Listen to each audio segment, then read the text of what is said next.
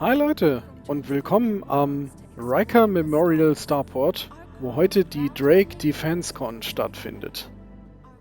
Tja, wie jedes Jahr ist Drake auch dieses Jahr nicht zur Invictus eingeladen worden, obwohl es früher Schiffe für die Systemverteidigungsbehörden gestellt hat. Das stört Drake wenig. Drake macht hier am Starport einfach seine eigene Messe, die Drake Defense Con. Und die schauen wir uns jetzt an, bis gleich im Showroom. Und da sind wir schon im Showroom auf dem Messefloor der DefenseCon von Drake. Und ja, es gibt neue Drake-T-Shirts, diesmal in Rot. Aber die Frage ist, gibt es auch neue Drake-Schiffe? Wir werden uns mal ein bisschen umgucken. Tja, da haben wir hier auf der linken Seite schon die berühmte Cutlass, das wahrscheinlich bekannteste Schiff von Drake, in allen verschiedenen Konfigurationen. Wir haben da die ganz normale Konfiguration, das ist glaube ich die Black als Frachter. Dann gibt es die Cutlass Steel, die ist ein Truppentransporter. Da drüben die Cutlass Red als medizinisches Versorgungsschiff. Und ganz hinten die Cutlass Blue, das dann ein, ja, man kann sagen, Polizeischiff ist. Und hier vorne haben wir dann noch die Drake Mule, ein zu völlig Unrecht unterbewertetes Fahrzeug. Das ist für Frachttransport zuständig. Und zwar kann man hier vorne, das sind zwei Klemmen, die lassen sich ausfahren, da können Frachtkisten eingeklemmt werden. Wir haben am Heck nochmal oder an der Seite nochmal Aufbewahrung für kleinere Frachtboxen und am Heck nochmal Platz für eine Frachtbox, die hier eingeklemmt werden kann mit einem SCU. Also für Transport von Fracht auf dem Raumhafen das ideale Fahrzeug.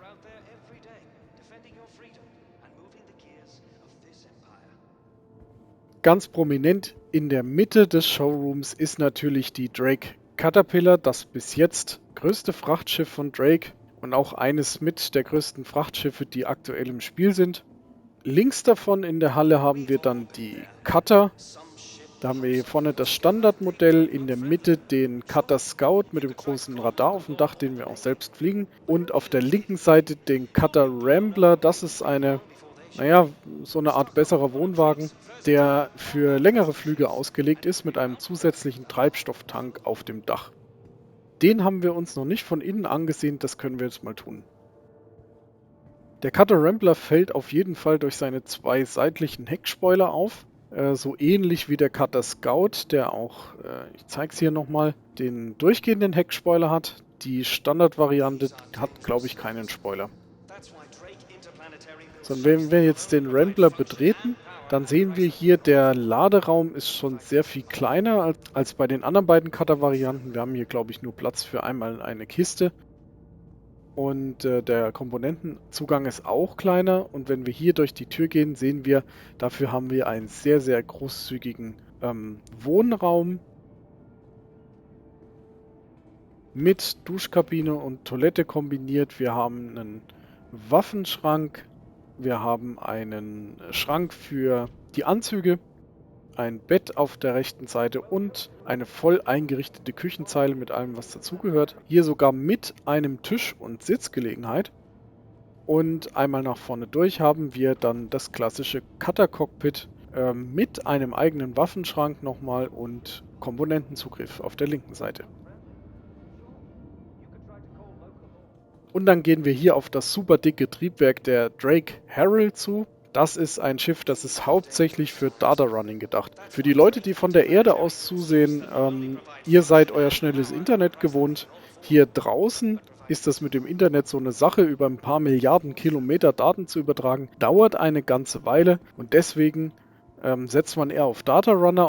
In diesem Schiff sind sozusagen Server verbaut, auf denen die Daten gespeichert werden und dann platzt hier ein Data Runner mit diesem Schiff und den Servern mit den Daten drauf mit maximaler Geschwindigkeit ins nächste System und überträgt dann dort die Daten. Das geht wesentlich schneller, als sie über irgendwelche Antennen zu versenden.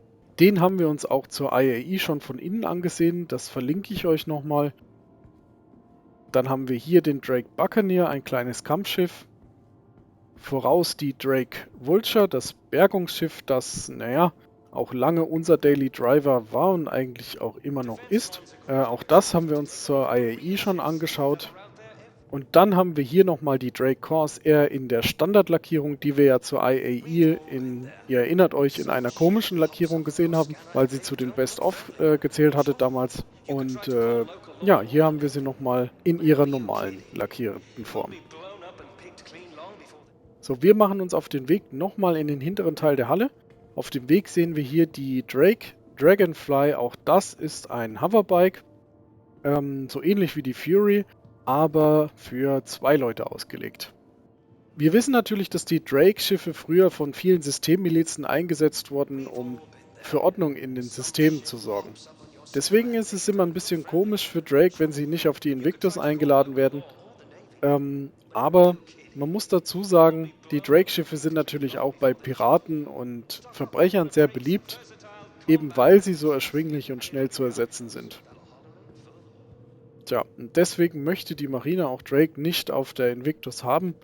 Aber wir wissen natürlich auch, Drake macht sein eigenes Ding und Drake macht zur Not auch seine eigene Messe. Und das machen sie jetzt schon einige Jahre in Folge sehr erfolgreich. So, und jetzt sind wir auch in der Drake Display Hall angekommen. Und da schauen wir uns mal an, was Drake für die Zukunft noch so bereithält. Und die charakteristische Nase sagt schon alles. Der absolute Dauerbrenner in der Display Hall von Drake ist natürlich die Drake Kraken. Der große Krake mit den offenen Landeplätzen.